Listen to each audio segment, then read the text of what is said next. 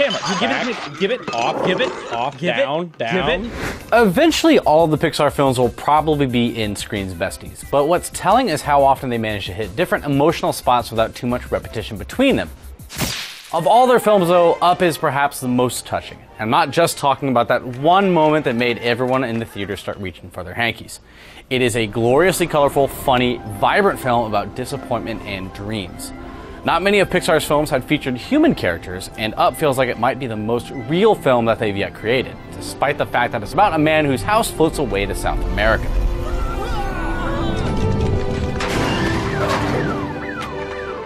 It's the emotional places that Pixar are willing to explore that sets them apart from their competitors, and that's one reason why Up is easily one of the best films of the last decade. First and foremost though, Up is an absolutely delightful film to just sit back and watch from a visual perspective. Even disregarding the massive balloons that sweep Carl and his young ward Russell off to Paradise Falls, the color palette that Pixar chose for this film is among the boldest in their entire library. I remember seeing the film in 3D when it first came out, a good 6 months before Avatar sold America on the prospects of the technology, however temporarily.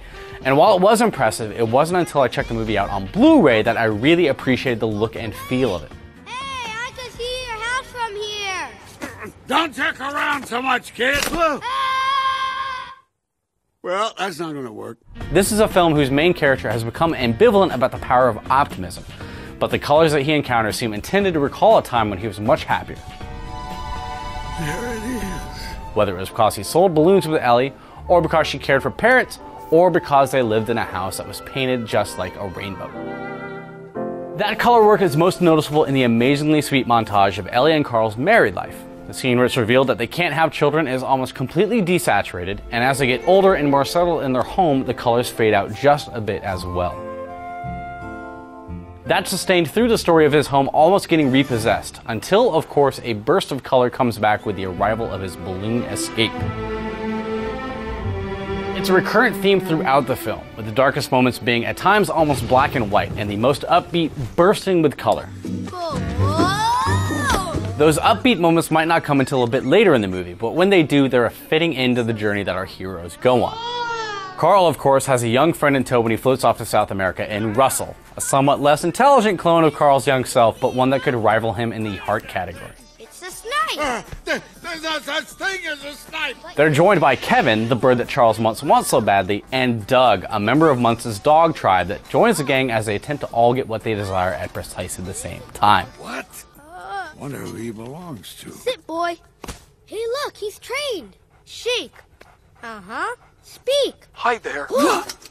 That's easier said than done though, as Carl's desire to simply be left alone and deposit his home at Paradise Falls comes into conflict with everyone else's wish to return Kevin to her children. The wonderful thing about Carl's group is that they're all outcasts of some sort of another. They're all lonely individuals who are looking for some kind of connection with something or someone, even if they may not exist. Carl wishes nothing more than to hold on to his memory of Ellie, even going so far as to make their house an avatar of her presence. Russell pines for the affection of an absent father. Well, he's away a lot. I don't see him much. He's gotta be home sometime. Well, I called. Kevin yearns to be back with her children, which issue heartbreaking cries to her as the movie moves along. And Doug just wants to find friends that appreciate him, since the rest of the canine members of Muntz's crew treat him as quite the odd man out. Come back tomorrow, and then I will again have the bird, yes. Lost it. Speaking of Doug though, I have to give Pixar credit for parodying the increasingly crass insistence of the American animation industry to indulge in talking animal movies. Pixar, of course, has had talking animals in the films before, but in Up, the decision to make the dogs not speak so much as transmit their innermost thoughts through an interpretation device was a perfect one.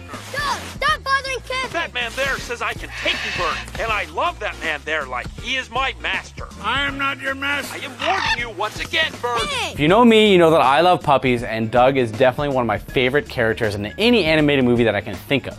Whoever wrote the script obviously spent a lot of time around dogs, as they indulge in pretty funny jokes about how dogs have tennis balls, and will spend their time at a dinner table attempting to wind their way into food. Beta, gamma. Mayhaps you desired squirrel. Mayhaps you desire to challenge the ranking. For all the funny commentary on the relationship between dogs and their owners, though, the relationship between Carl and Doug is capable of reaching surprising moments of poignancy. Doug begins his trip with Carl as a kind of unwitting undercover agent, attempting to bring Kevin back to Muntz, but as time passes, he realizes that Carl might be the master he's always dreamed of. Look, there he is.